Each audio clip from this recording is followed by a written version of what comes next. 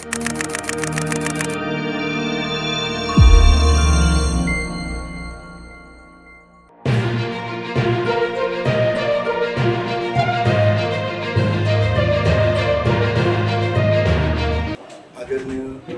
राणे यांनी आम्हाला सांगितल्याप्रमाणे आम्ही शिवसेनेच्या सर्वच पदाधिकाऱ्यांनी आणि कार्यकर्त्यांनी आज या रुग्णालयाची पाहणी केली।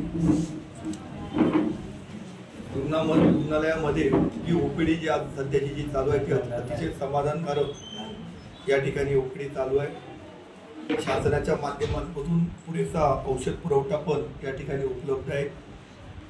जे सुविधा जे आहेत ते बरेचशे सुविधा महायुतीच्या सरकारच्या माध्यमातून आणि आमचे आरोग्यमंत्री असतील, आमचे पक्षाचे सगळे प्रमुख असतील, मुख्यमंत्री असतील, उपमुख्यमंत्री असतील, ते पालकमंत्री, खासदार, आमदार यांच्या माध्यमातून जे सुविधा आवश्यक आहेत ते सर्व सुविधा या ठिकाणी उपलब्ध आहेत असं आम्हाला आमचे पाटील साहेब असतील, पवार साहेब असतील, डॉक्टर यांनी सविस्तर माहिती दिली।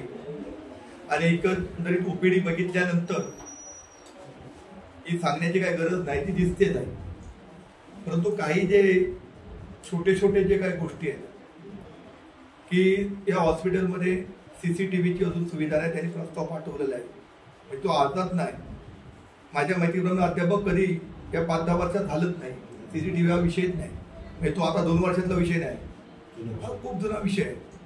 CCTV असणं आवश्यक आहे। याचं कारण काय तर मेडिकल ऑफिसर ज्या आपल्या याच्यामध्ये बसतो त्याला प्रत्येक वॉर्डमध्ये काय चाललंय, पेशंटला कशा प्रकारे सिस्टर सुविधा देत आहे, डॉक्टर देत आहेत, याच्यावरती अंकुश ठेवण्यासाठी एक CCTVची खरोखर आजच्या या युगामध्ये आवश्यकता आहे। आणि हा CCTVचा जो प्रस्ताव आहे तो पाठवलेला आहे, परंतु आमचे सन्माननीय आमदार निलेजी राणेंच्या माध्यमातून आणि त्यांच्या स्वतःच्या वैयक्तिक देणगीतून, स्वतःच्या खिशातून हा CCTVचा जो प्रश्न आहे तो आम्ही आज या ठिकाणी शिवसेनेच्या माध्यमातून आम्ही तुम्हाला सोडवून देऊ।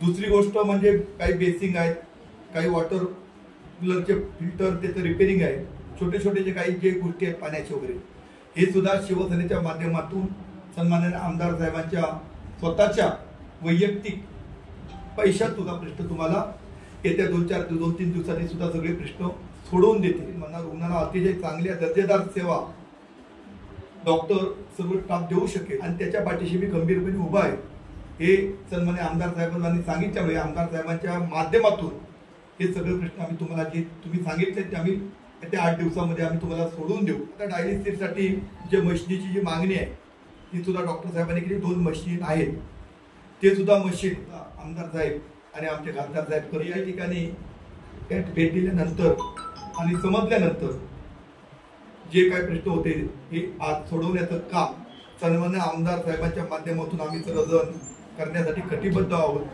डॉक्टर अतिशय चांगली सर्व्हिस या ठिकाणी देत आहेत।